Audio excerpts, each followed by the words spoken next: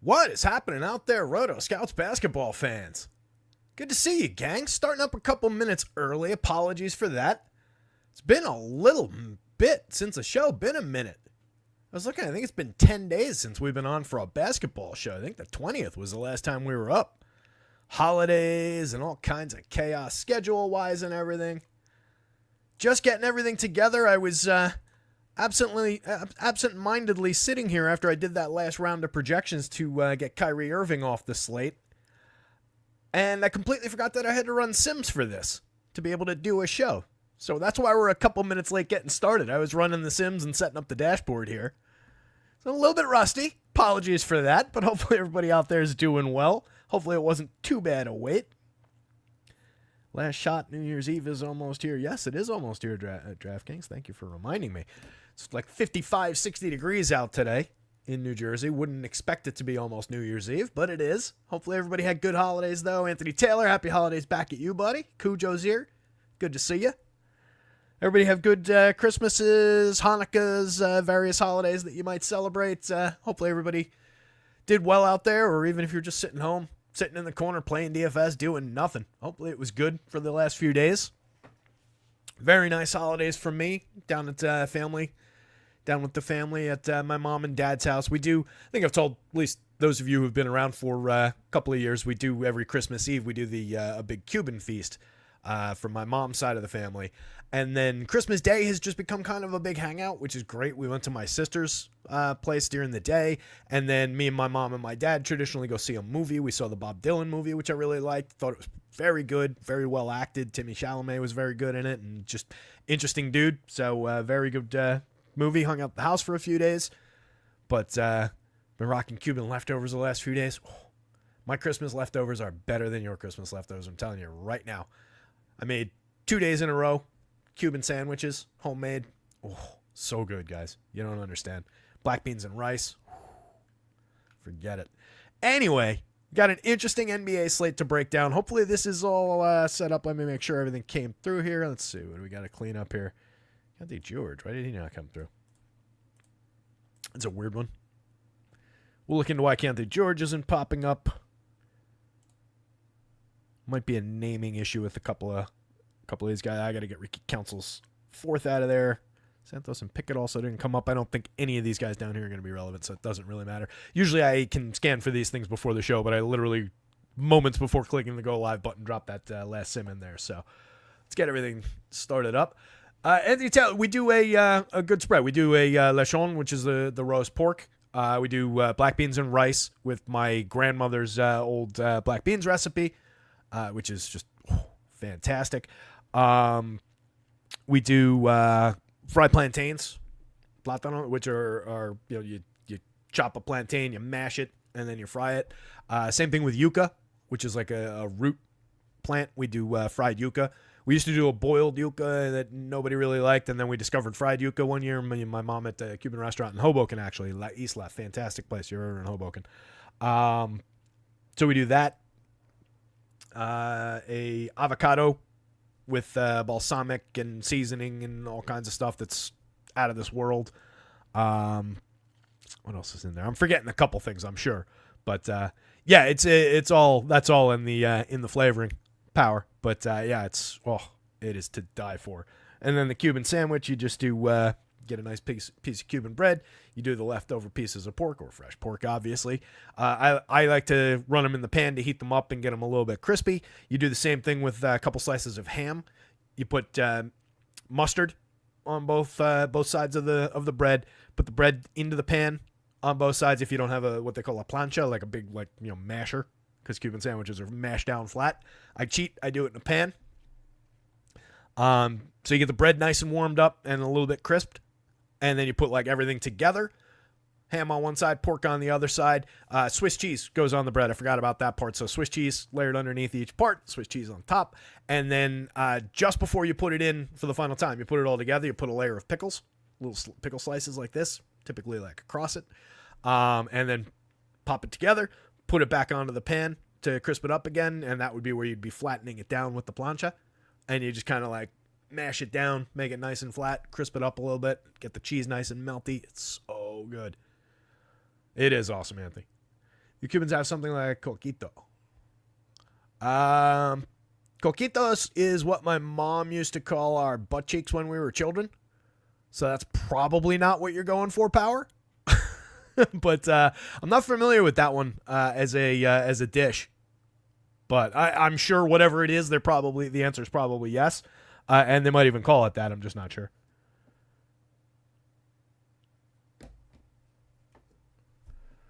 Anywho, so why don't we dive into this and actually talk a little bit of basketball before everybody wanders off from the Cuban food show. Let me pull up the most recent Vegas line. So it's already a messy, crazy slate. If you're not inclined towards sticking with the slate and late swapping and everything, this is probably not going to be the slate for you because there's a big, messy game toward the end of the night between Philly and Portland. So it's going to be a late swapping extravaganza. There's 3 games at 10 o'clock. There's one, I think, at 9. So definitely a long slate for such a short slate, backloaded. First game up is the Knicks and the Wizards. Knicks are 12-point favorites on the road in Washington, 229-point total there. Jalen Brunson still questionable. That's definitely a big domino that could happen in that early game that could create a lot of value to swap around. Knicks starters, as usual, are going to look pretty good. The Wiz getting some guys back with Kuzma coming back and a couple other pieces, but kind of meh in that one. But a solid total, decent or who they are spot, if nothing else. Chicago, Charlotte, pacey game, 226-point total there. Chicago favored by 5.5 on the road. Charlotte still missing the guys who have been out. They're all they're listed as doubtful, but they're most likely not going to be out there, it seems. Io is also doubtful for the Chicago side of that one. So it looks like a decent game to draw some pieces from on the Chicago side, just for, are who they are against a gettable team in a pacey environment with a decent total. And then we've got some of the guys who've just been the obvious values in this situation popping up as some of the most highly owned players of the day on the Charlotte side. So that's a key game. Clippers and the Pellies. Clips favored by 4.5 on the road in New Orleans. A 218.5-point total, probably the lowest end game overall of the day, but we'll obviously give it a look. Denver at Utah. Got a nice piece of Nikola Jokic that I saw on both sites as I was putting the sim in there. Denver is favored by 7.5 on the road in Utah against a low-end Utah team, but that's a high total at 239. Should be able to do whatever they want. Dallas and Sacramento. Sacramento with new coaching. We got to keep an eye on what they do rotation-wise. Dallas are 6.5-point dogs going into Sacramento. No Luka, no Kyrie. It is a total mess for Dallas right now. 225.5-point total. It's going to be a ton of values there. We'll see how they ended up coming up. Sacramento side, I think we're just getting, are who they are with some cautious hesitation about projecting 38 minutes for everybody in that starting group. I'm not sure they continue doing that quite as aggressively, and then there might be some changes on the back end. So we'll give it a little look. The ugly one, the Sixers and the Blazers, a 10 o'clock game. Sixers favored by 6.5, 221.5 right now. But we've got Andre Drummond and Joel Embiid both questionable. Eric Gordon's questionable. Kyle Lowry's questionable. And then everybody on the Portland side is either questionable or absent. So it's going to be an ugly one there. That's a 221.5-point total. Again, Philly favored by 6.5. And then Cleveland and Golden State to round things out. Cleveland favored by 4 on the road in Golden State. Everybody, I believe, basically engaged on the Cleveland side that we've had recently. And then on the Golden State side, no Gary Payton, no Brandon Podziemski, so a little bit of impact there. But they're just kind of filled out with guys who will just kind of get 20 and change minutes, and everybody might play an extra minute or two as that trickles down. But a little bit more high end and among the starters for the Warriors right now with guys starting to get into the 30s. So maybe a spot we get to a little bit. It is a healthy total. It is a competitive game between two good teams.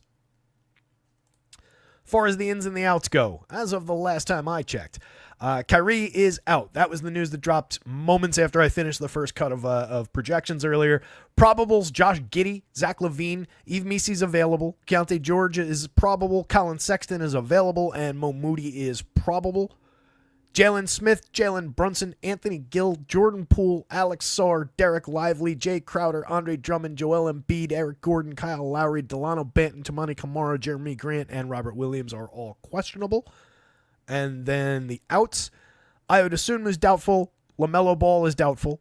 Trey Mann's out. Cody Martin's doubtful. Brandon Miller's doubtful. Grant Williams is out.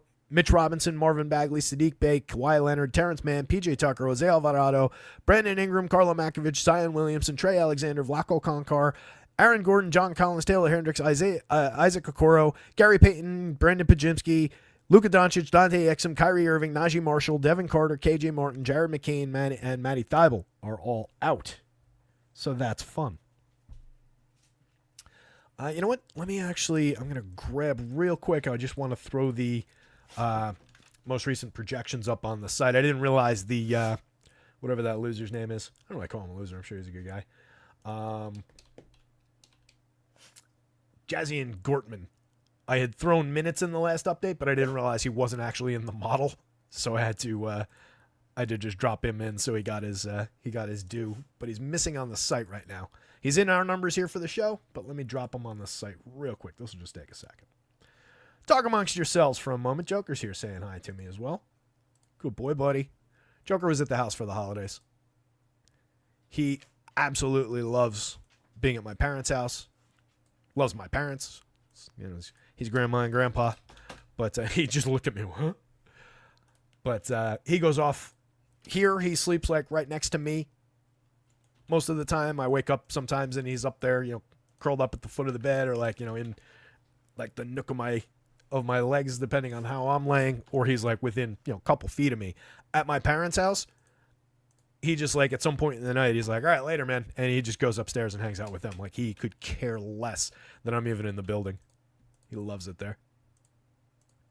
It's nice to have too. I mean, it's makes it easy to drop him off there if I need them to watch him or whatever. Or more accurately, they come pick him up because I do not drive.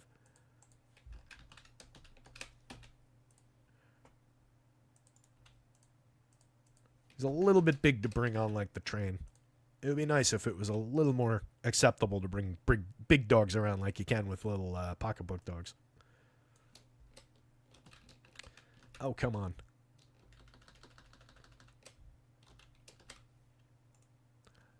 It is good that you guys can at least, like, while I'm doing this, sit there and look at those numbers that are on the screen that we haven't talked about yet. All right. Let's see. This is save view. This is the part where I have to have this added step for all those who demanded that I make it so you could download these projections in a CSV. It's an extra, like, 3 clicks in here and a file name and an extra upload now. But hopefully it's worth it. Hopefully it's working out well for everybody. By the way, if you use the NFL projections, follow the NFL data yesterday, you should have had a pretty decent day. I only ended up throwing in one lineup for the day, and it came out as a day where I was like, you know what? If I had thrown in a bunch more lineups, that would have been a much more successful day. But nicely profitable lineup that was built around Baker Mayfield, Mike Evans, Adam Thielen on the other side, and Bucky Irving as a stack, which I called out in the article as like my favorite spot of the week, and that worked out really nicely. And then a lot of the other pieces came through. I just came up a little short on Tajee Spears. Didn't quite get enough. He came up with like an 11-point FanDuel day. And then 450. And now I got to update this. And then somebody else was a little bit short, but overall, solid little Sunday. Of course, we had the Drew Lock, Malik Neighbors combo went wild. Way to cost the top 3 pick probably for the Giants. Typical. Second year in a row, they'll go out and shoot themselves in the foot just when they need to tank. But anyway, all right. Projections are updated. Power says, got to get this NBA loot because of the effery that's going to happen in this NFL showdown tonight with Detroit locked in and a spread that doesn't make sense paired with the total. Yeah, that's an ugly game overall. I was talking about it in chat too, by the way. I got 2 live contests for NFL titles. In my ongoing, my like 20 some odd year season long league where we do like bizarre, like, you know, our standings are currently at like 26,000 and change. It's basically everything times 10. I'm in the final of our head to head like side thing, the Super Bowl. I'm chasing points. It's a points league overall, ultimately, and that's our main payout. I'm in third right now, and maybe a shot at second. Probably no shot at first in the last week. But I'm currently in our championship game, and yesterday, coming down the wire, it was neck and neck, and I got ahead by 2 points. Again, on a scale where this is a 1,642 or 1,641 to 1,639 point lead for the week for the head-to-head. And then Sammy Darnold took a knee. So I'm currently down 1 point going into tonight. I actually have Jawan Jennings going tonight, though. So literally, I need one catch for a positive gain out of Jennings, and I win. So that'll be nice, hopefully. Unless he just falls down a flight of stairs. In which case, I picked up Tim Patrick last night just as an emergency contingency plan on the other side of that game. So hopefully we can lock that one in. And then in my other league, I've got a 10-ish point lead or maybe a 15-point lead. And I have Laporta and he has Amon-Ra. So it's like 81-49 per their estimate, or 81-19 per their estimations in my favor right now. But definitely not locked in with Amon-Ra's ability to go for multiple scores. So, should be fun. Yeah, nobody. I just like Adam Thielen, man. I just think and you're right there with me, obviously. But, yeah, it's just, I just think he's still a good receiver. He's a big dude who's a good target in the red zone, and he's still capable of getting open and marching down the field. So, I think he works up and down the field as like a primary guy who really people just tend not to use that much, even if they're on the game. So I loved him as a bringback. I wasn't going to the Carolina side of that one that much, or at all. But anyway. Nobody said Baker all day, and he was so obvious. I pasted it into the chat. What did I say?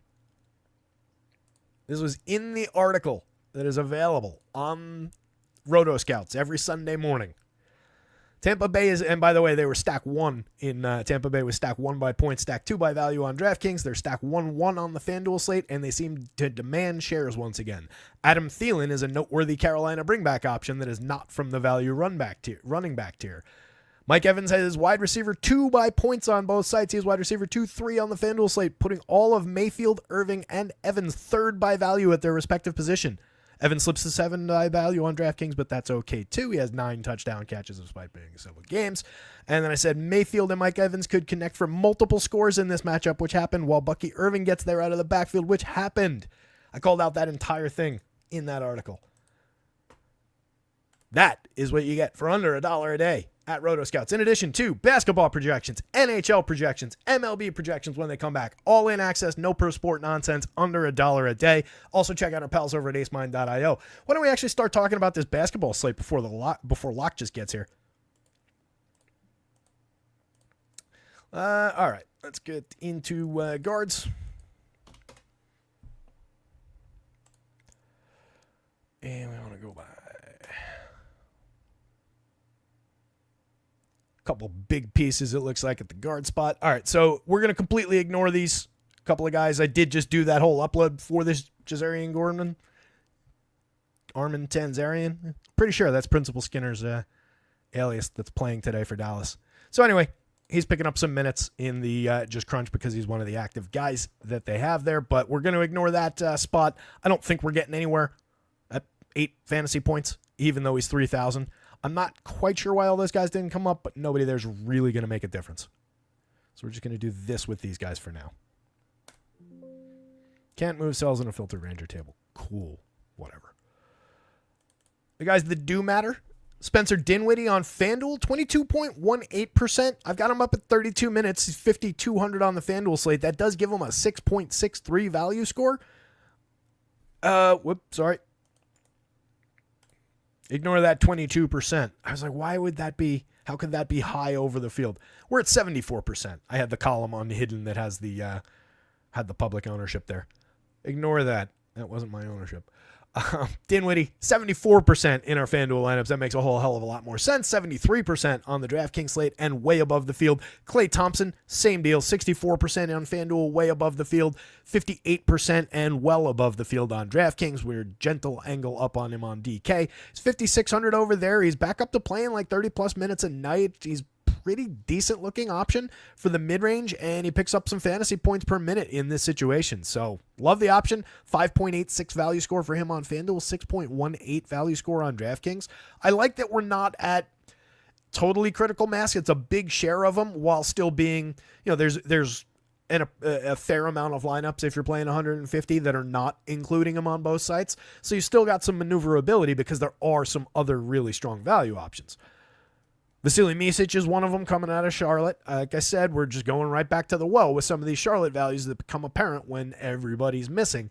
And Micic is one of them. 30 minutes for 4,100. He's got multi-guard eligibility. He's a much less important piece now that the other values have kind of solidified in Dallas on the DraftKings slate because he's point guard only over there.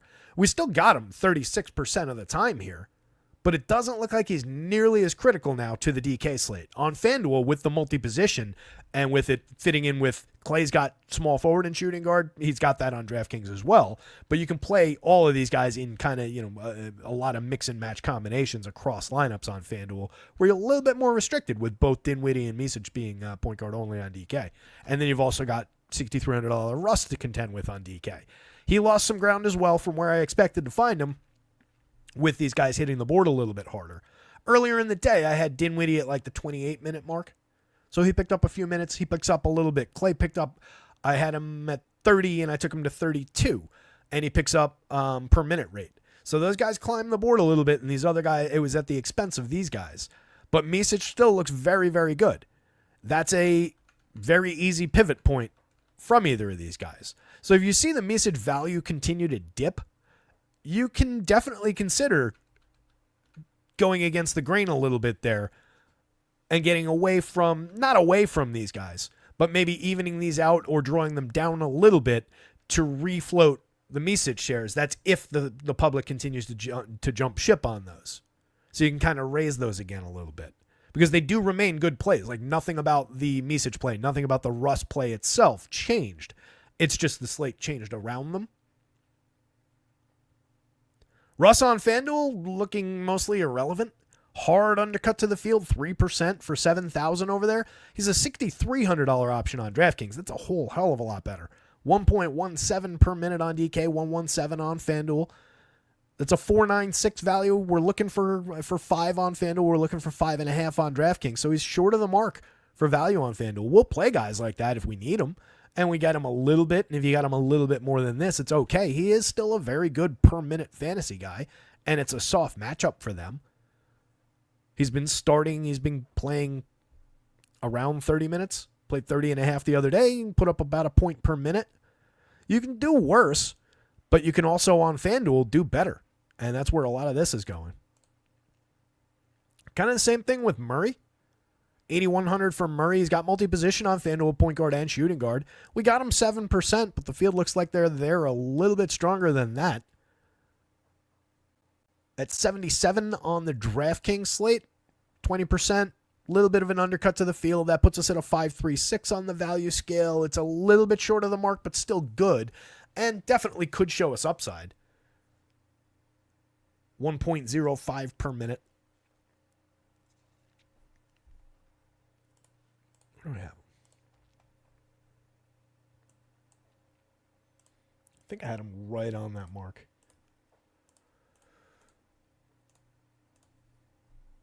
No, actually, I have him a little bit higher. I got him at like 112, 111. Just kind of for the soft matchup. The model wanted to give him more than that, and I wasn't totally comfortable with that based on most of this year's performance. I don't mind being a little bit light on the Murray spot on DraftKings. We're way short of the field there, but again, the value is falling way shorter on FanDuel at 8,100. Clarkson looking like a mix and match piece. We're below the field, but we still got a decent share at 16% on FanDuel. You could grab a little bit more of, he's comparable in a per minute sense to Jamal Murray. 1.03 versus 1.05. Murray's projected for 7 additional minutes beyond where I have Clarkson. Typically gets that additional upside.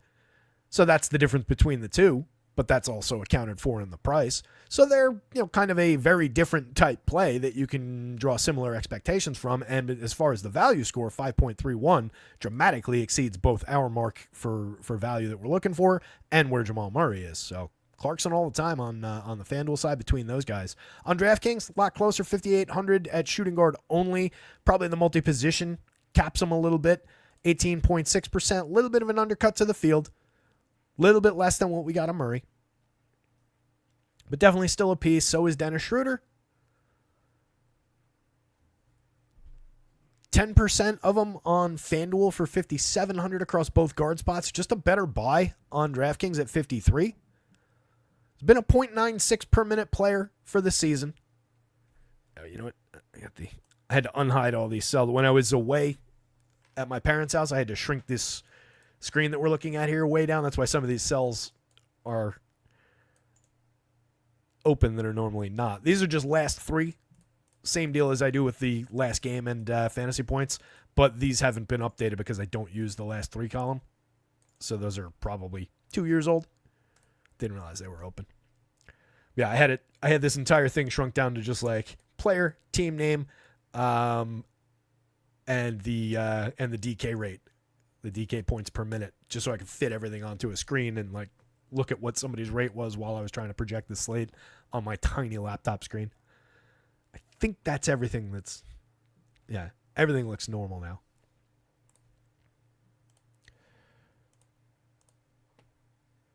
So yeah, Schroeder last time out, 33.5 minutes, put up just a 17.1 FanDuel score. It's obviously nowhere near the 0.92 that he's been playing at, but he has been good this year. They went out, got him for a reason. I just don't love throwing opponents against Cleveland all that often. But I can see Golden State definitely hanging in this game. The Vegas line reflects that, and there's upside for Dennis Schroeder in more than 30 minutes. Got him at 31 right now. Given how Golden State runs that rotation and runs minutes, we have seen a little bit of uptick for guys with pieces missing. So there is a little danger that it's 28 minutes, not 31 minutes, and every minute counts for a guy like Dennis Schroeder. So there's a little bit of hesitation on that one. But I think he's perfectly fine. 10% below the field on FanDuel, 17% below the field on DraftKings. At worst, he's a movable piece from the mid-range. Mikal Bridges playing out of his mind lately, 24% on FanDuel. I would take more if it was there, if it was coming up, or if I just got it. Like if I got him at 30% instead of 24 and level with the field, I'm happy with that. But it does look like we're a minor position below the field. 5.14 value score, though. We've got a lot of guys popping over 5 on FanDuel. After that little gap with these two, all those guys are comfortably over 5. A couple other ones down this way. So there's just an abundance of value on this slate, which creates a lot of interchangeable parts where if you're concerned about a 0.84 per minute or a 0.78 per minute season long mark out of Quentin Grimes, out of Mikal Bridges, two very, very different players. You have other spots to go on this slate that are kind of open. Not necessarily those ones right there, but as far as 5.26 value score for 84, that's not the greatest comp in the world. 64. Maybe not actually from Mikal. At 64, he's kind of a unique fit. And we got 61 for Keontae George, but he's a sub 5 value guy. And then everybody else is in a different price tier.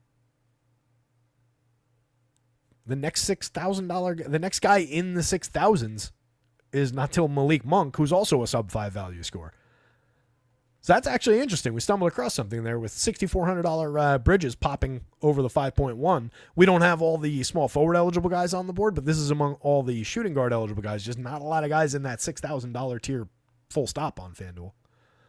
On DK, 16% of him, and at 5,100, 15% of Quentin Grimes, who should see plenty of run tonight. I put him at 30, but I could see him playing 32 to 35, depending on how that game goes. He's been a better per minute guy this year, 0.84 per minute on a FanDuel scale, 0.87 on DraftKings. We're getting into the territory where that's a pretty good buy for your money. It's just the field's going to be there probably in the 25% range, and we came up a little bit lighter. But again, these are ones that are interchangeable. If you want less of one guy, more of the other, you're either paying up a little bit and maybe getting away from, well, no, they're about the same ownership too. You're either paying a little bit more or a little bit less, depending on which direction of that you're going.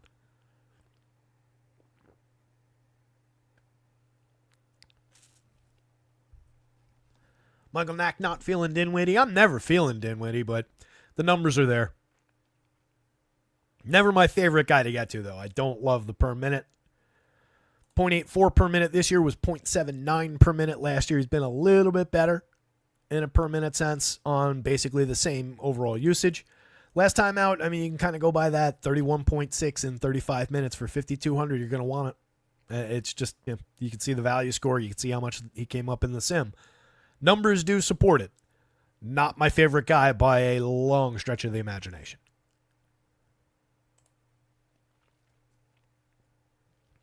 Power says, got to lock in Giddey with no IO, and now that Donovan explained he could close if he played defense after Giddey asked. I didn't see that. Depends on, I mean, I assume you saw that reported somewhere, Power. I would say that probably depends on the context and the intonation with which that was said. Like, there's two different versions of that conversation. Like, hey, coach, don't you think I should get some closing run, especially with IO out? Josh, it's a good point. If you play a little harder on defense, I think we can make that work. That's number one. Number two is, coach, don't you think I should play a little bit more closing run if, especially with IO out? Maybe if you played a little bit of defense. That's number two. Those mean very different things. I doubt that Billy Donovan actually said it the sarcastic asshole way, but you never know. I also don't know if it was a conversation between them or if somebody, well, you say Giddey asked him. But yeah, didn't see that. I just think Giddey's probably on here somewhere as a at least reasonable play. 3% below the field there, and none of them on the DraftKings slate. Give it a look.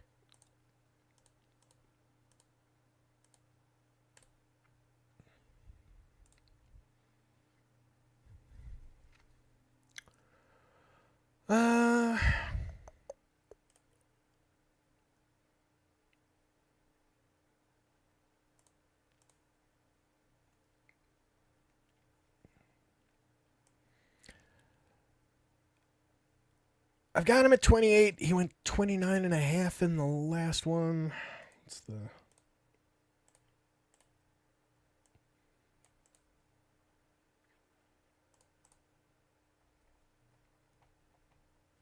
I could probably justify giving him another 2 minutes, which would make him look a little better.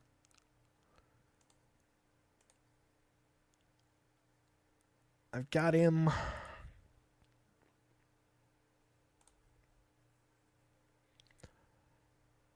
a little bit lighter, but they lose a little bit in terms of possessions in this one, despite being the favorites against a low-end Charlotte team. I'll put a little flag on him. So that I think about, because he did come up a little bit less than I was expecting. As I was saying, I would expect situationally that we would get there, and the projection's there enough for 6,800. A 32-point median projection across point guard and shooting guard is certainly fine. 69 on DraftKings is a little bit more expensive over there, and he's only point guard, so I can get why we got a couple shares at least on FanDuel and less and 0 on DraftKings. You can see the 4.77 value score, but if I give him another 2 minutes, it would be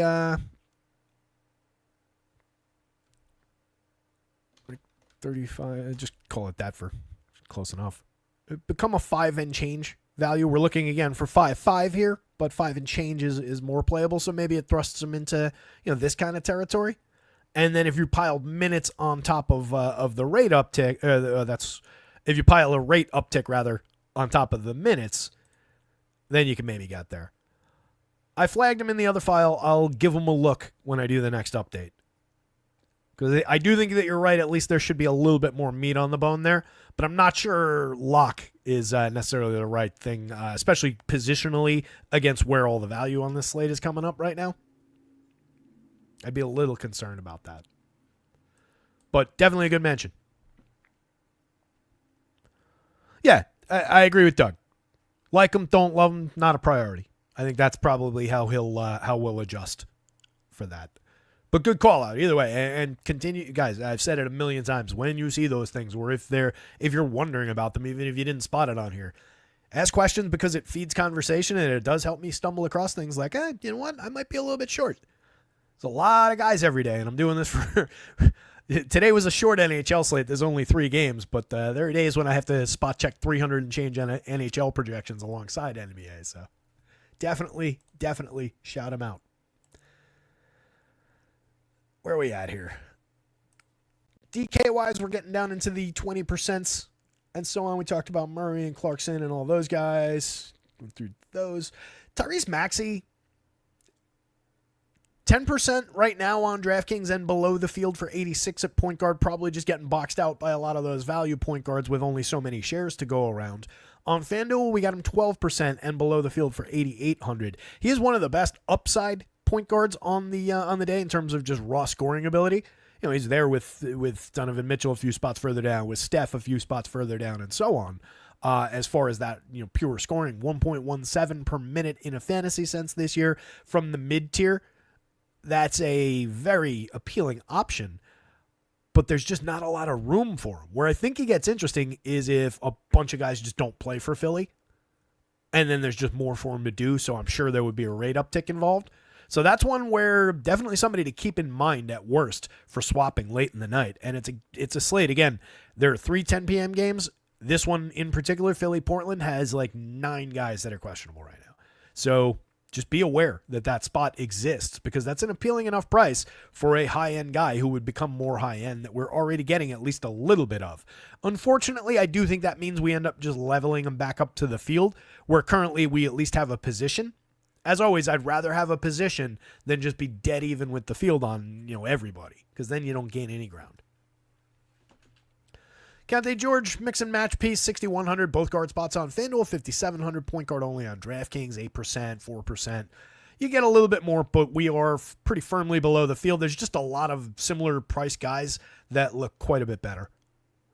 0.89 per minute, he's fine, but we're getting better pricing or better rolls or both on a number of those guys up there. Harden at 30.6% on FanDuel, looking like an appealing piece for 8,700. 1.27 per minute on nearly 30% usage. Just continuing to do James Harden things, but that, especially when they're playing low-end teams in a fun town, those James Harden things could include just total disappointment sometimes. But right now, he does look pretty good. But again, New Orleans, pretty fun nightlife. 91 on DK, we got him 7.3% of the time and a harder undercut to the field. And I get it. He's a much more expensive piece on DraftKings. A lot less relevant to the DraftKings slate. For 87, there's a good back and forth between him and like Tyrese Maxey for some of those FanDuel shares. If I'm looking to get more Maxey on FanDuel, I think you could do it directly at the expense of some of those Harden shares or vice versa, depending on which way you want to take that. If everybody for Philly is out, or most specifically if there's no Joel Embiid and there's just a big void of usage and upside for scoring in the starting unit, then I probably push those shares from Harden to Maxey. I think that makes sense, but I haven't really gamed it out. Darius Garland is who he is, kind of a spot. That's the case for all the Cavs. 0.67, we got him one time on FanDuel for 75. For 71 on DraftKings, we got him a little bit more, 7% exposed. That's the same mark we got for $4,100 Chris Dunn, who fills both guard spots and could have, maybe should have been a value at one point during the day for that money. I've only got him projected at 28 minutes, but that's not completely insignificant. He's been a 0.83 per minute scorer. He's just getting boxed out of value shares, but you can see the pretty solid 5.63 value mark on DraftKings. On FanDuel, he's just a 4.85 because he's 4,800. Plays both guard spots, but doesn't really matter. Seth Curry, mix and match shares, 26 minutes in, presumably an uptick opportunity, but he just doesn't provide much. 13.5% usage, 0.67 fantasy points per minute. Last year on 15.9, he was a 0.71 per minute player. He's just not interesting on FanDuel. On DraftKings for 35, you got him a few times. We're below the field on basically all these guys, though, because we're soaking so many shares into these guys. There's a little bit more room for cheap Seth Curry on the DK slate. Basically no room for him on FanDuel. If I got 0, I'd be totally fine with that, even with openings in Charlotte continuing to be there. Paul George, another guy, potentially interesting if everybody else doesn't play from the Philly side. Otherwise, it's just an is who he is spot. 1.08 per minute on both sites this year. 6% DraftKings below the field, 8% FanDuel below the field. Happy to be there. Christian Brown, same deal. Single-digit ownership across both sites. Nothing overly special about his situation tonight, other than the fact that they're just going up against a very easy-to-beat Utah team. Played 29-6, put up basically a point per minute the other day. Does have upside into that kind of territory.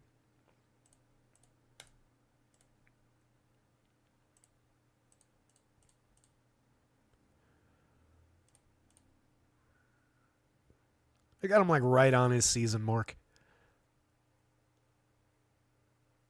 If you wanted to say maybe they're just crushing this team, but he stays out there a little bit and becomes with the, as they get into the fourth quarter, maybe he continues to get a little bit of run and he'll be one of the better players in that situation. Maybe you could give him a little bit more rate, but I wouldn't. Again, I've got him right about the season long marks. Doesn't look all that relevant. Donovan Mitchell is who he is spot. 6% on DraftKings is where you'd want him for 8,200 with both guard spots. He's 91 on FanDuel. That's a big price difference. Different slate. That'll be one to watch. If we get him on a short slate later in the week or something with that kind of a price difference, he'll become a big differentiated piece across sites. Playing really well. The FanDuel price is the one that I think is correct. DraftKings a little bit light for 1.30 per minute for the season. Little bit light at 82. Norm Powell, 23% on FanDuel, 6% on DraftKings. Definitely appealing over here. 5+ value score for 71. Solid option from the mid-range, small forward and shooting guard eligible. On DraftKings, same eligibility at 73. Didn't really land. I think it's another case where he's just getting boxed out by a bunch of shares going through the shooting guard spot to all these guys because you got so much going to point guard with both of those guys. So point guard and guard are getting soaked up by a lot of that. And then a lot of your forward eligibility is going into the guys who happen to have it above them.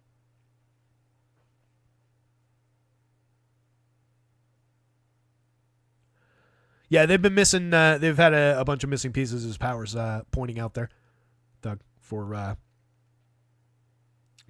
Portland.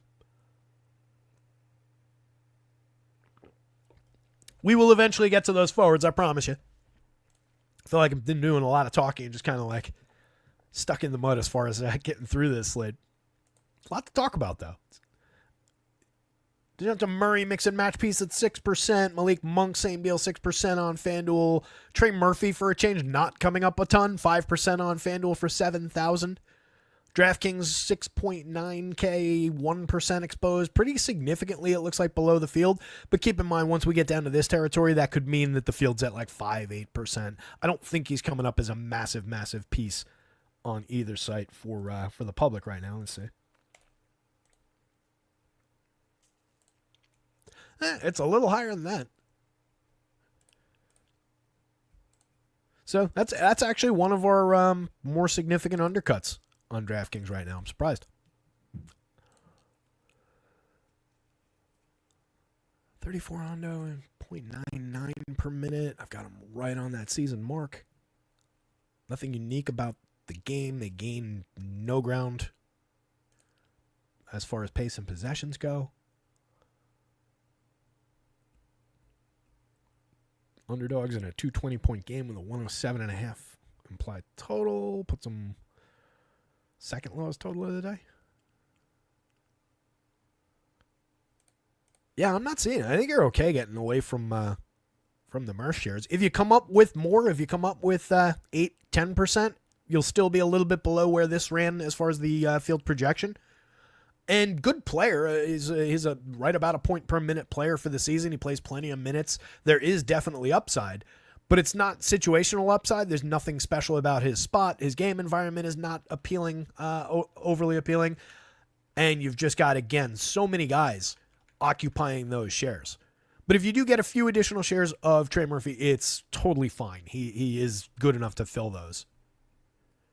Shaden Sharp and Scoot, who are just being talked about in the chat right now, zeros across the board on FanDuel, 1% of each guy on the DraftKings slate, but a lot is pretty likely to change in Portland.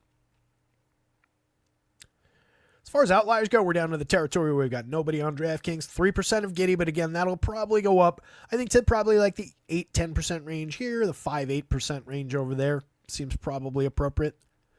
Kobe White, same situation as far as Chicago goes, but not really coming up all that much for his price. 65 across sites, 0.97 per minute. DraftKings 0.92. If I'm going to him, I think he's more appealing just in the the additional points per minute for the same price on DraftKings, but not looking like a piece. Let's get out of the guards. Let's talk some forwards. Hit the like button if you get a chance. Subscribe to the channel if you get a chance. Looking like, unless there's a massive surge, tell your friends. Looking like we're going to fall short of our 1,000 by the new year, but hey, that's okay. These things happen. We're going to continue to push for 1,000 subscribers on YouTube so that we can continue to do good things and grow the channel. Check out rotoscouts.com. Everything under $1 a day. NBA, NHL, NFL projections going on right now. All of it. Not per sport. All of it. Under $1 a day to get in. That's under $7 a week. It's like $6.35 or something like that for a weekly. Get you from here to there. Thinking about kicking off a little promo for the new year, but we're not there yet. I'll let you know. If you're on a weekly, it's very easy to just go and that one, start a new one, take advantage of whatever promos roll out. But I think we're pretty economical as it is. That's the goal. I want to be the most friendly pricing in town because I think it's important to keep the numbers low so that everybody's got money to spend in their bankroll and build. That's the goal here. Let me resort this so that we get the correct numbers, and we'll clean up PJ Washington real quick.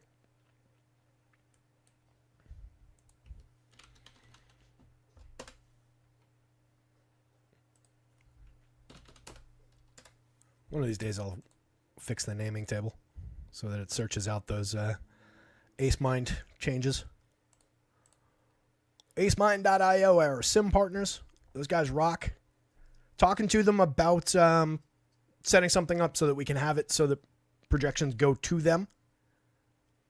Like when I update, they update, that my projections will update on their site, and you'll have it as an option to be able to choose, like direct on the site. Eliminate the copy pasting. Adds value on their end.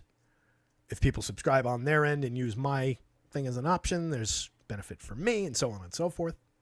So talking about making things flexible here. I don't know why this column's not sorting, but I'm just going to kind of dive in, start talking about, let's see, Miles Bridges. 85% on FanDuel, 33% on DraftKings. He fell a little bit. He's power forward only on DK. Definitely a very interesting piece. He's well clear of our well clear of our 5.5 value score mark that we're looking for. With all the missing pieces in Charlotte, should continue just doing whatever he feels out there. 1.13 per minute so far this season on DK, 1.10 per minute on FanDuel.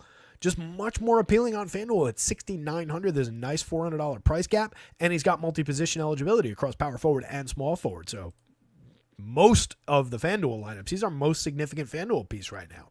DraftKings a lot less so. Field is still there, so that's taking a very distinct position on a guy who's going to be really, really popular. That's an interesting one. It does look like some of the value around Golden State is creeping up and boxing him out of some of those shares. With all the weight, remember, going into those guard spots, we're getting 48% of Andrew Wiggins now, coming up at 5,400 across both forward spots, which is really interesting. As I said before, I don't relish the idea of throwing Golden State guys into Cleveland. But Wiggins has some upside for minutes. There's a couple missing pieces on the Golden State side. He's been decent, 1.02 per minute. In terms of like the available per minute rates from that team. For 54, that is a decent price fit looking down the board, like comparative to a lot of the other guys in the per minute marks that we would get.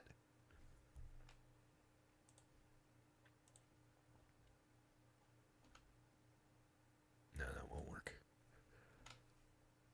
That does.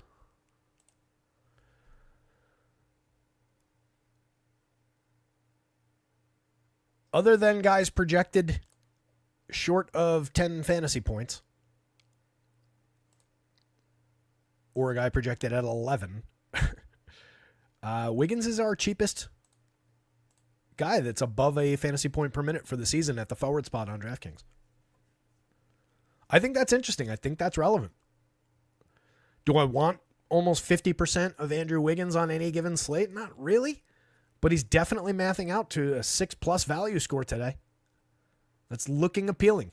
27% of them on FanDuel, level with the field on the FanDuel slate, a little bit above what is a popular play on DraftKings, but I think it's totally justifiable based on how that price works against the rate. And again, this is the market for everybody over a point per minute on DraftKings for the season.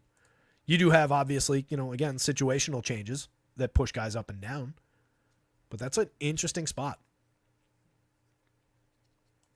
Tijani Salon. You're down to 28% exposed in our top 150 on DraftKings. Congratulations if you were looking to get away from a 0.70 per minute player. I think we've got more and more reason to justify, maybe sinking some of those shares, or you can pay for $5,800 Kuminga and you don't have to go to $3,800 Salon with some of that guard ownership, guard value that opened up. Still getting a big share of them at 28, but we're well below the field. Field's pretty carried away with them.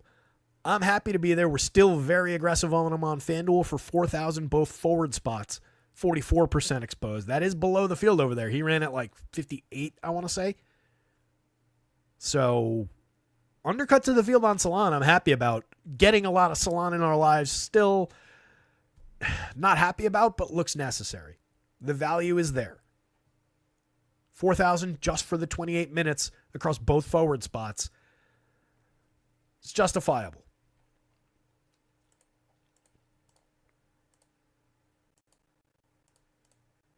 I told you those uncomfortable value guys from Charlotte were going to come up again, and we're talking about them. I do have them at a bit of an uptick from his season-long rate, which I think is justifiable. They're gaining more than 5 possessions in this game. This is a very pacey game on their side. Again, it comes down on the Chicago side, but it goes up on the Charlotte side. So, reasonable expectations of a little bit more from Salon. I think it's totally justifiable to have as much of them as we do while being happy that we're not to the level that the field is. For those that don't know, today is the anniversary of the New York Knicks acquiring Mr. OG Anunoby. It's a fantastic acquisition, a fantastic trade. I'll read the tweet. Tommy Beer is a fantastic follow if you're a Knicks fan. 1 year ago today, the Knicks acquired OG. New York is 42-13 in the 55 games in which he has played. Incredibly, New York has outscored their opponents by 607 points in the 1,968 minutes OG has been on the floor in a Knicks uniform. That's the 4th highest plus-minus in the NBA over the last year. SGA at first, 688. Jalen Brunson, another Knick, second at 686 in 77 games. Jokic in 73 games at 617. OG in 55 games at 607. And then a Celtic named Jason Tatum, who kind of irrelevant at this point. We don't really care about that. But coming in 5th behind not one, but 2 New York Knicks. This is the part of the show where I wish my friend Lou was watching. 594 in 73 games.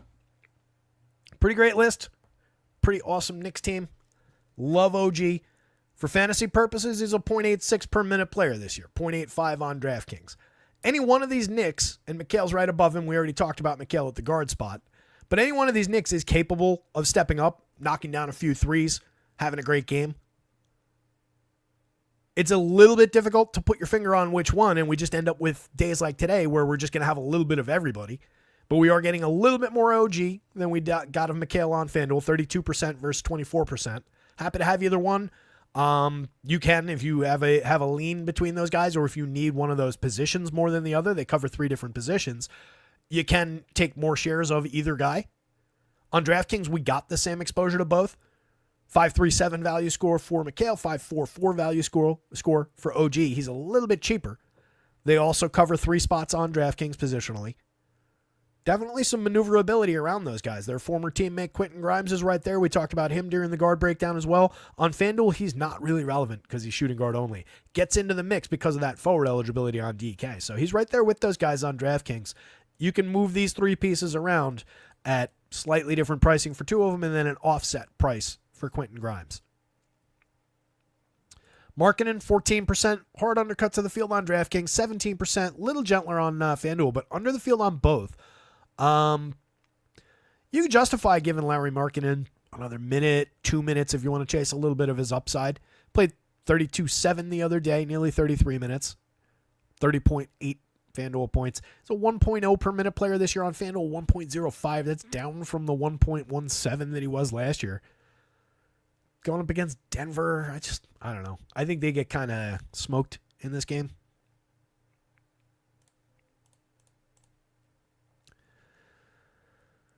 It is the highest total of the day. If Utah is going to be relevant, I mean, he's going to have to do his thing a little bit. Let's see where I've got him. I just want to see if it's justifiable to give him anything more than I did.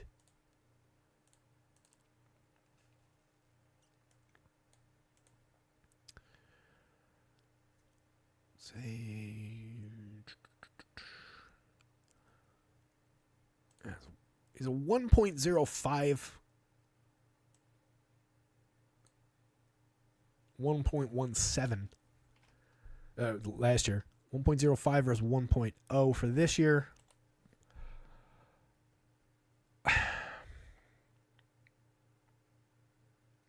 That's the thing. I've already adjusted. They are gaining possessions in this game. There's no John Collins. There are factors that work in his favor, but I've already handled that. I've got him at 1.18 for this game. 0.13 per minute higher than what his season-long production has been. That's basically on the mark for who he was last year. So if you wanted to just completely ignore this year and say, all right, the guy from last year is showing up tonight in this uptick situation, then you could maybe give him like 2.25, 2.5, something like that, fantasy points, just out of your pocket for the hell of it. But I don't know that it's justifiable. So I'm basically happy to be right around where we're at. I think that's a reasonable position. You have some, you're not that far from the field, but let them run off and get excited about the Markkinen spot, I think. Josh Hart coming up lightest out of the key Knicks that have forward eligibility. We do have him 9% on the DraftKings slate, 2.6% on the FanDuel slate. Right there with the other two, though. It could be Josh Hart night if they just decide things are going to work that way. If he takes and makes a couple extra threes, or just does his thing, has those outlier rebounding days. He's very, very good, and he's just a whirling dervish on the court. He gets his hands on the ball. He's all over the place. So the uptick days are definitely there for Josh Hart. But right now, we're not coming out all that strong on him. Lighter on FanDuel for 74 than we are on DraftKings at 68. Mobley looking like an Izuia's spot. 87 on FanDuel, 4%. He's a 1.29 per minute player. If you want to rotate him in for a few shares beyond where we're at, I do think he qualifies for that. Any given slate, you can have a little bit more of Mobley. But nothing really appealing about anything there. There's nothing unique about that situation. Everybody on Cleveland, again, I've said it like 4 times already. Everybody on Cleveland right now just are who they are. Levine is out. Well, there you go. Because the slate needed that. All right, so yeah, fire up all the Giddey, all the Kobe White. No Levine, no Io. All right, let me hit the gas pedal then. It is 5:30, and we're going to have a lot to deal with as this goes on. So there was Zach LaVine. He wasn't coming up all that relevant. That doesn't matter. It doesn't matter that he wasn't looking like a good play. What it's going to impact for sure is those other guys from Chicago now. So yeah, Giddey absolutely on board. Kobe White on board. Vooch will see a rate uptick. I'm certain. I don't have it in front of me, but I'm certain.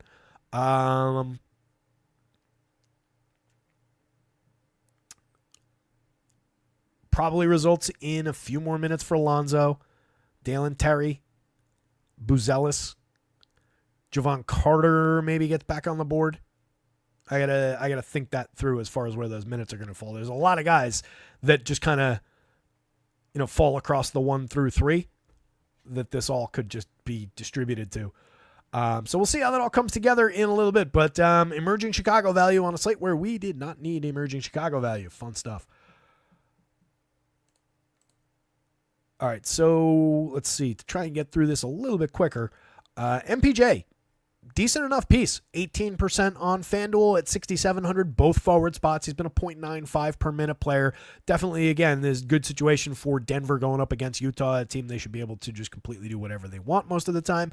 MPJ, not the most reliable 0.95 player I've ever seen, but the usage is solid. The minutes are solid. They're still without Aaron Gordon and a couple of the other guys that have been missing. They do have Russ in the starting rotation, at least as of the last couple of games. So a guy who will, potentially draw shots if he feels like it, but also a pretty decent facilitator when he feels like doing that. So could be to Porter's benefit, could be to his detriment. I like where we're at there. On DraftKings, a lot less relevant at 8%, but he's a mix and match play there.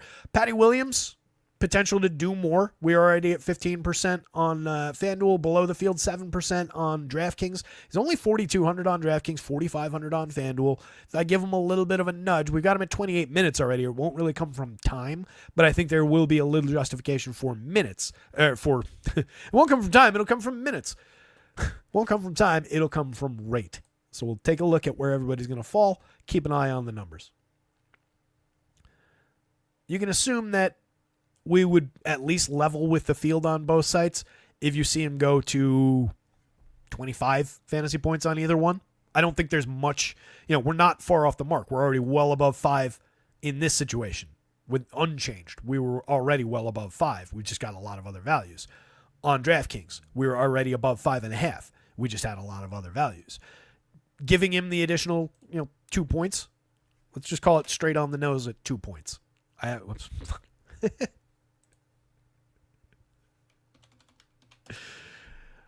That puts him at a 6+ value score. So I do think he would gain ground. So if you see him crawl into that, he'd be not necessarily at like 48%, but he'd start to outpace some of these guys, I think. You get more raw score out of, obviously, $5,800 Kuminga, but the value would be there at 42 for that 6 mark to slide in here somewhere. Call it like 25%. Again, I haven't checked the number, so wait until that number changes. But if you see it go to 25, I think you're fine. Paul George, we're just waiting on the injury situation. We talked about him during guards. Same with Brown. Norman Powell, we talked about during guards. Draymond, 5.17 value. We got him at 9% on FanDuel. In other slates, he would look like a at least somewhat appealing mid-range guy. Right now, just an is who he is. You can rotate through some shares of Draymond. You can leave him almost entirely on the table, it looks like. He's fine, but no clear extreme upside.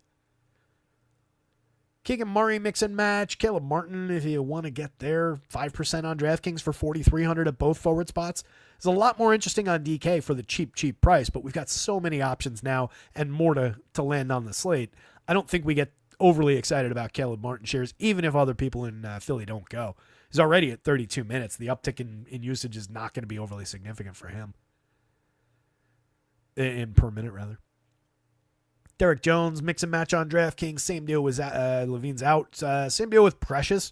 For 3,600, Precious, power forward and center eligible. We got him 4%. That's a little bit lighter than the field. He's been playing 19 to 20 minutes a night. Tibbs loves when he's out there because he enhances their rim defense. He's a decent per minute player who can flash big rebounding upside with a little bit of stocks upside. But you really are only getting about 20 minutes. Unless something weird happens. For 36, it comes through a little bit. He's a 5+ value score on DraftKings, but again, we're looking for 5.5. We've got better options, but he's playable. Denny, somebody mentioned earlier. I think he is another candidate to see a decent little uptick. Right now, 26 minutes. But if we get various situations for Portland that are on the board today, Denny would be an immediate beneficiary. He's a 1.05 FanDuel, 1.06 DraftKings per minute guy. Definitely one to keep an eye on. The minutes are going to be on the sheet, so if you see him above 30 minutes, consider him a strong option. Doug Gilly loves Denny. That's why I made sure to say it, Doug. I saw your comment in the chat. Appreciate you, buddy. Alex Sarr not looking all that appealing. Nothing really there drawing the eye on against the Knicks. DeRozan, 14% on FanDuel. Not really exposed to him on DraftKings. 7,300 on FanDuel. That's going to be at least a little bit appealing for a point per minute type guy. He was a better option last year. He's been in a bit of a decline in Sacto. Everybody I did shave like a minute off the top of from where, their previous highs. We'll see what happens there. He's just looking like himself. It's an is who he is kind of a spot for a player that we don't really like unless there's something unique about the situation. Nobody else really on DraftKings. No real outliers on FanDuel. 4% of Koulibaly against the Knicks. Take him or leave him. 6% of Herb Jones. Take him or leave him. Nothing else. Let's get to centers, and then we'll punch out of here so that I can get some critical updates in. Happy holidays, pal. All right, so there is plenty of room for Jokic, which is good because, we're dealing with the one true superstar on the slate right now. Am I being unfair to anybody? Who's the next highest price?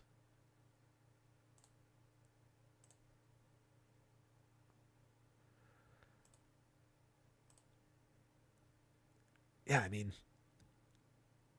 Jokic at $12K on DraftKings, and then your next most expensive DraftKings guy is Karl Anthony Towns at $98. FanDuel at least has Embiid at $10.8.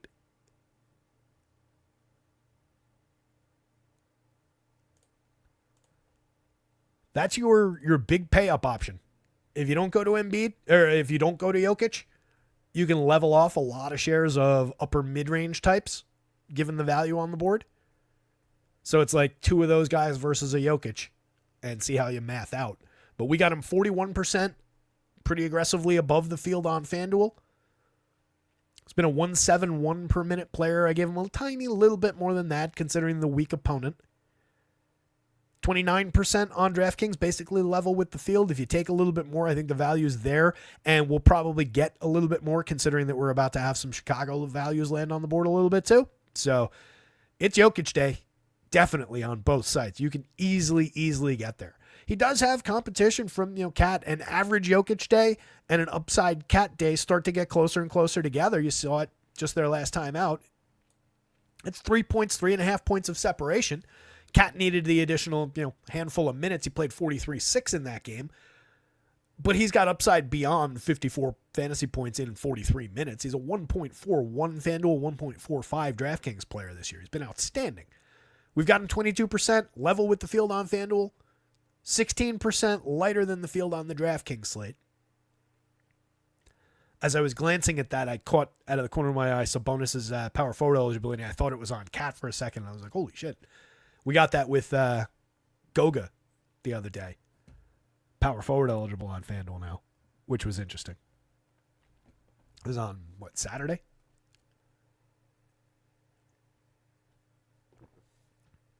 If you could get that on Cat, that would be phenomenal to be able to pair those two. On DraftKings, you can pair those two. And you can probably envision a pretty decent chunk of lineups where those guys are coming up, center and util. Given all the value, I don't think that's crazy. Embiid just hasn't been himself yet, really. He did have a good game the other day. 61 FanDuel points in 34.6 minutes is a lot more like the Joel Embiid we're used to. 1.38 for the season, still very good and one of the highest per minute guys on the entire slate at any position. I gave him back a little bit more expectation of being himself today based on that performance, based on the opponent. But we don't know if he's going to be out there. We don't know if he's going to play. Given that we've got Denver locking at 9 and Portland locking at 10, or Philly, Portland locking at 10, you are playing with fire a little bit if it's 8:58 and you're locked into a lot of Embiid shares. You'll have Sabonis. It's a lot closer on DK. As far as that price pivot, you'll gain ground as far as money to spend if you have to come off of Embiid. So really, the Embiid down to Sabonis pivot is reasonable on the FanDuel slate, and then you get money to pay to get like Tyrese Maxey in that situation. So that actually might not be terrible. Sabonis is kind of life-saving in that situation. I realize I'm looking at the other sheet. They're right next to each other. So actually on FanDuel, we're already getting more Sabonis. But I was just looking where you could pivot out of. It's completely direct, so you're totally fine on DraftKings if you book a big share of Embiid and you expect them to play. We're already getting 10%. That's below the field, though, so I don't think you go there anyway. Like, I don't think you go build that position, but if you do and then he doesn't play, you're all right because you've got the Sabonis for 200 less that you can just plunk those shares into. And Vooch won't be on the board at that point at 83. I do think Vooch is at least moderately interesting. Again, it comes down a little bit pace and possessions wise on the Chicago side of that game, but it's a soft opponent that we can typically throw big men at. In 33 minutes, he projects out at a 40 plus. He's a 1.28 per minute player on DraftKings, 1.26 on FanDuel. Put up 48-1 in 38 minutes the other day. Vooch can still get it done offensively and should have a field day against Charlotte. I just think we're getting so much of all these other guys that he becomes irrelevant at that mid-board price. But he's at least somebody to keep in mind. It wouldn't totally shock me if he had a good day and paid off some lineups from, a cheaper price point than all four of those star caliber centers. Right, on name brand and Q score or whatever, Vooch is definitely a very different guy than Sabonis, Embiid, Towns, and Jokic. But in terms of the per minute production, yeah, it scales down as you go down the board here, but he's not that far off the mark, and he's got a very soft opponent. It's kind of the same story for Zubac going up against New Orleans. Another center who can still get it done. We got him 6%, pretty hard undercut to the field for 78 on FanDuel. There's a little bit of back and forth between those two. You've also got Walker Kessler on the board drawing some FanDuel shares. On DraftKings, Kessler came up pretty significantly as compared to these guys. Zubac, 8% and a hard undercut to the field. 20% of Kessler. That's below the field, but closer to the field than we are on the Zubac play. It's an interesting piece. 1.09 per minute on DraftKings, 1.16 per minute on FanDuel is more valuable on the back of his stocks ability on the FanDuel slate. But that price difference is what's driving the better ownership exposure. For 62, reasonable. I don't think that's a terrible option, but I think I'd rather be below the field. So if you're not going to get aggressive on him and push him up into the mid 20s, upper 20s, and get him back to the field, I think that would be a bad move because, again, you're just going back to the field. So despite how I do think he's a decent-looking play, despite the significant 5.85 value score that's technically the second highest on this board, I think I'd probably, if I had to take a position on him, I would draw this down a little further, get a little further away from the field, bring it down to like 15, and I'm probably just dropping it into some of those Mark Williams shares. He's 45% in our sim. I realize that this isn't sorted. 45% level with the field, a 6.24 value score at center.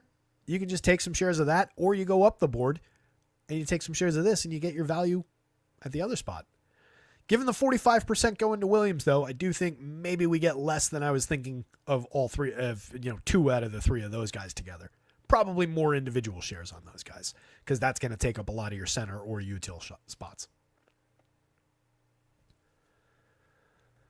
In short run, just 16 and change minutes a night, call it 17 minutes a night, but only over 9 games so far this season. Mark Williams has been playing at a 1.51 per minute, 1.47 per minute on DraftKings. He was a 1.15 per minute player last year in a larger sample. He is a decent performer, but he's not the guy that the board might look like.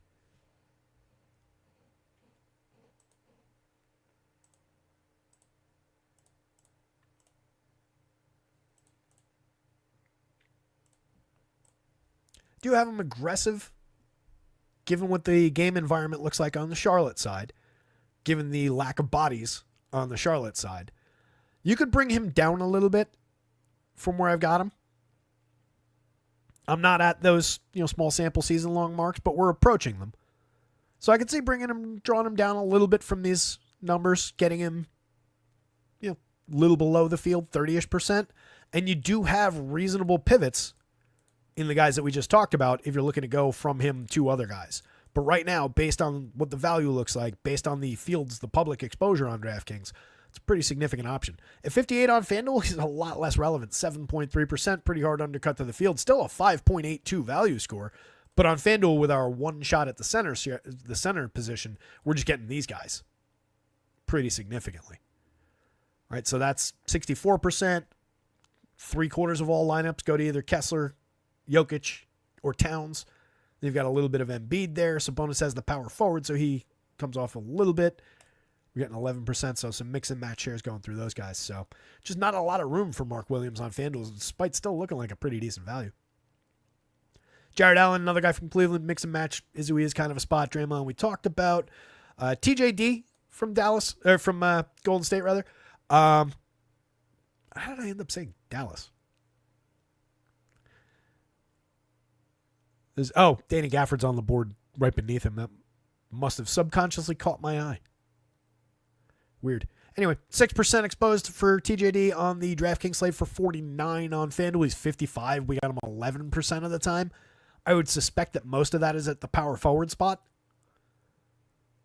115 per minute. I've got him at 24 minutes. I just don't love getting to an abundance of these Golden State guys that aren't the critical value pieces on Golden State.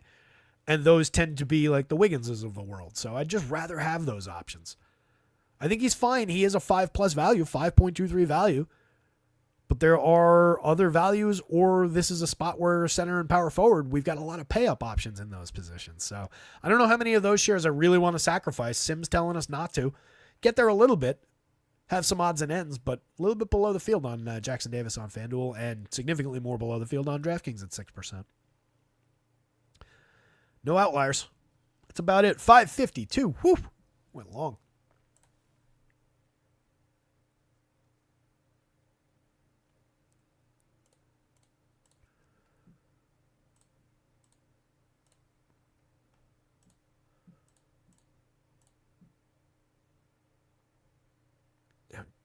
You know,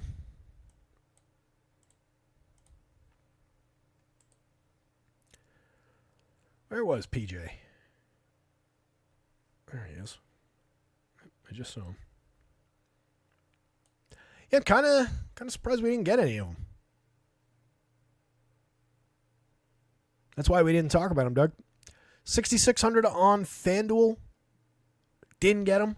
67 on DraftKings. Didn't get him. Power forward only might have something to do with that. A lot of bounce between everybody else. I shortchanged him. My memory serves. I put him right at his situational number. It's relatively small sample overall for where these guys are in terms of their per minute numbers in this specific situation.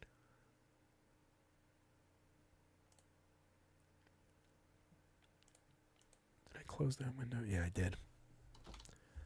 This is the last thing we'll do. Let me pull Wowie back up.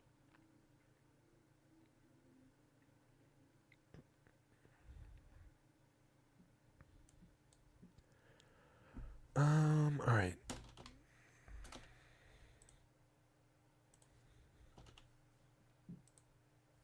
No Najee.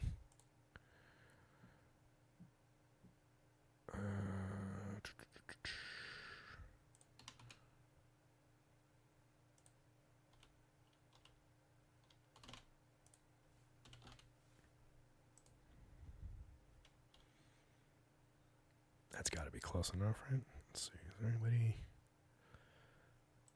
Taking it back to the start of last year, like Jaden Hardy has a 231-minute sample that's by far the most significant. Like the sample size on Spencer Dinwiddie's 83 minutes. The sample size on Quentin Grimes is 68 minutes because they mostly weren't with the team. Danny Gafford's 26 minutes in this situation. PJ, 68 minutes in this situation. I could see that's the thing, again, 68 minutes. He played those 68 minutes, those 148 possessions at a 1.05 per minute on DraftKings. He's a 0.91 per minute player on DK so far this year. So if I just wanted to give him credit, which is not completely unreasonable.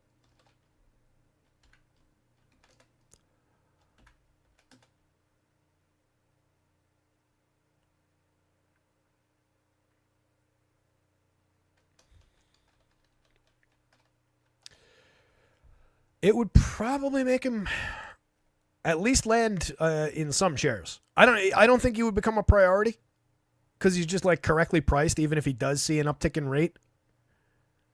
It would get him on the board for, call it like where we got Koulibaly at the exact same price. Probably look like something like this, 5%. We basically got none of them over here. But you would see, call it about 4 fantasy points. So it depends on whether you want to give PJ Washington credit for being a just fairly significantly better player in a very small sample of, again, 68 minutes and 148 possessions. It's essentially 2 games. But over 2 games, he has been at 1.05, up from 0.91. In last year, he was a 0.87 per minute player overall. This year, 0.92. That's on the FanDuel scale. Similar numbers on DraftKings. So I do think there's a reason to expect, you call it, what did I say, 4 fantasy points. So if you want to just split the baby and give him 2 fantasy points, put him at like 33 and a half, somewhere in that territory, that's probably the most correct way you could play it. And I think I will do that. So we're going to give him, oh shit, let me undo what I did. That was where I was. Yeah, I'm comfy with that. That moves him to 0.98. It's essentially between this year and the tiny sample in this situation. Gives him 33 and like a quarter FanDuel points, 33.44 DraftKings points. He's not highly owned or projected to be highly owned anyway. So if you have just a couple shares, you're already probably going to be ahead of the field. So yeah, I don't think it's a significant piece. So Doug, you and I have talked more on this show about PJ Washington than probably any other show in the industry did today. So do think he's marginally playable, but not looking like a significant piece. With that in mind, guys, coming up on 6 o'clock, let me punch out of here. Let me get everything updated on the site to kick off the last hour. And as soon as I finish that, I guarantee everything else is going to change. It's fun. I was telling my mom about this while I was home the other day because I was doing the Friday projections from down there, or Thursday projections, whatever it was. And I was like, yeah, since dinner, this slate has changed. The entire show that you see me do would have been 9 different versions of the show since we had dinner. She was like, wow. Fun stuff. Let me get to it. You guys absolutely rock out there. Back tomorrow for more for this. As always, the elusive football show. I'd love to land one for the last week of the football season. We'll see what we can do. New Year's Eve slate tomorrow. I think everything's normal. I know there's an afternoon game, but I think everything locks normal for New Year's, but I haven't looked at the schedule. But we'll be live tomorrow to talk about it all, and you guys kick some ass out there. Somebody go win something. Good luck out there tonight. Somebody go win something. We'll see you tomorrow. Later.